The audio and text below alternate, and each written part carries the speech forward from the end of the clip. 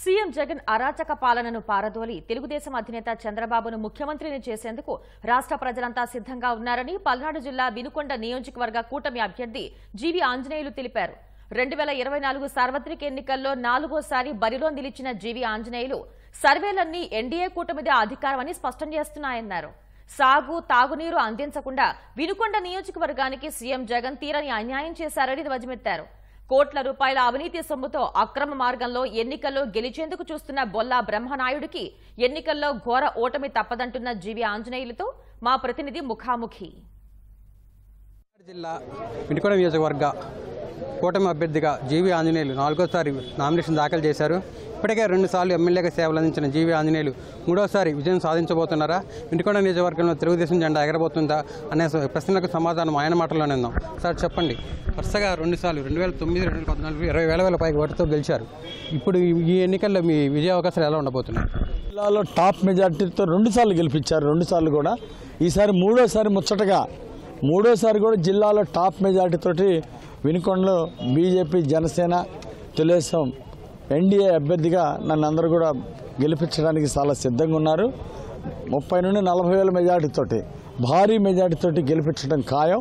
ఈరోజు ఈ నామినేషన్కి వేలాది మందిగా తరలి వచ్చారంటే వాళ్ళందరికీ కూడా నేను పేరు నేను ధన్యవాదాలు తెలియజేస్తున్నా. చంద్రబాబు గారు ముఖ్యమంత్రి అవ్వాలని, అలాగే పవన్ కళ్యాణ్ గారు, పవర్ స్టార్ పవన్ కళ్యాణ్ గారు, జనసేన అధినేత పిలిపించిన విధంగా ఈ అరాచక జగన్మోహన్ రెడ్డి పాలన పారదోలాలని, అలాగే నరేంద్ర మోడీ గారి పాలన కేంద్రంలో రావాలని ఈరోజు ప్రజలు ఆకాంక్షలతో ఎదురు చూస్తున్నారు. 2014లో కూడా ఇది సూపర్ సక్సెస్ టీము అయితే అప్పటికంటే ఇప్పుడు ఇంకా పెద్ద ఉత్తేజంతో ఉన్నారు ప్రజలు, ఒక చైతన్యంతో ఉన్నారు. ఈ అరాచక పాలన, ఈ జగన్మోహన్ రెడ్డి దుర్మార్గ పాలన ఇది పోవాలి అని చెప్పేసి ఈ అరాచక ప్రభుత్వాన్ని తుదముట్టించడానికి ప్రజలు సిద్ధంగా ఉన్నారు. అన్ని చోట్ల భారీ మెజార్టీతోటి ఈరోజు ఎన్డీఏ అభ్యర్థులను గెలిపించడానికి ప్రజలు సిద్ధంగా ఉన్నారు.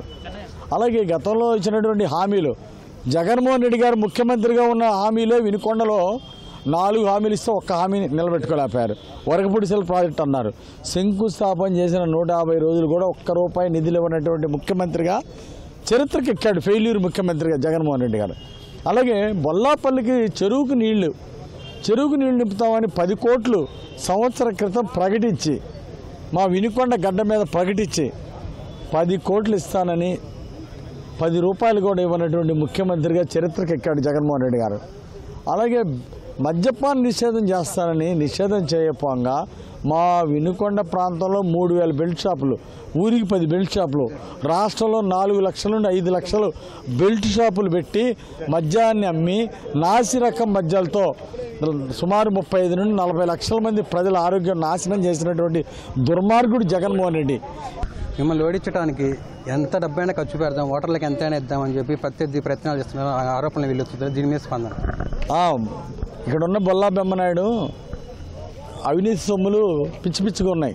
ఇసుక అమ్ముకున్నాడు, బ్రాందీ విస్కీలు క్వార్టర్ బాటికి ₹50 ఎక్కువ, ఎంఆర్పీ రేట్ కంటే ఎక్కువ వసూలు చేశాడు. జనాల దగ్గర ఎక్సైజ్ అధికారులు పెట్టి వసూలు చేసుకున్నాడు. బియ్యం, రేషన్ షాప్ బియ్యం ర్యాకెట్ నడిపాడు. రోజు సంవత్సరం నెల 1000 టన్నులు అమ్మాడు. ఈ 1000 కోట్లు సంపాదించాడు. ఖరీదైన ప్రభుత్వ భూములు ఆక్రమించాడు బొల్లా బ్రహ్మనాయుడు. ఎన్ని 100 కోట్లు ఖర్చు పెట్టినా బొల్లా బ్రహ్మనాయుడిని వినుకొండ ప్రజలు చిత్తుగా ఓడిస్తారు. ఇది బొల్లా బ్రహ్మనాయుడు అహంకారానికి, వినుకొండ వారి ఆత్మగౌరవానికి జరిగే పోటీ. 40-50 వేలతోటి చిత్తుగా ఓడిస్తారు బొల్లా బ్రహ్మనాయుడిని. ప్రచారంలో ప్రజల దగ్గరికి వెళ్తున్నప్పుడు వారి దగ్గర నుంచి స్పందన ఎలా ఉంది, అలాగే వారు ఎలాంటి సమస్యలు మీ దృష్టికి తీసుకొస్తున్నారు? మెయిన్ జీవి ఆంజనేయులు గెలిస్తే తప్పనిసరిగా మంచినీళ్ళు చంద్రబాబు గారు ఆ రోజు నిధులు ఇచ్చిన స్కీమ్ పూర్తి చేస్తాడని నమ్మకంతో నన్ను గెలిపించబోతున్నారు. నా మీద ఉన్న నమ్మకాన్ని నిలబెట్టుకుంటా. ఇంటింటికి తాగునీరు, శాశ్వత మంచినీటి పథకం, ఎన్ఎస్పి కెనాల్, మెయిన్ కెనాల్ నుండి వాటర్ సప్లై ఇచ్చి ప్రతి ఇంటి అవసరమైన కాడ ఓవర్ హెడ్ ట్యాంకులు కట్టేసి ప్రతి ఇంటికి మంచినీళ్ళు ఇస్తాం. వినుకొండ టౌన్లో ఇస్తాం, గ్రామ సేవల్లో, రూరల్లో కూడా పల్నాడు వాటర్ గ్రిడ్ పూర్తి చేస్తాం. అలాగే వరకపూడిసెల ప్రాజెక్టు 70 సంవత్సరాల నుండి ఎదురు చూస్తున్నటువంటి ప్రాజెక్టు పూర్తి చేయడం నా జీవిత కళ. మంచినీళ్ళు ఇవ్వడం ఇంటింటికి, అట్లాగే వరకపూడిసెల ప్రాజెక్టు పూర్తి చేయటం.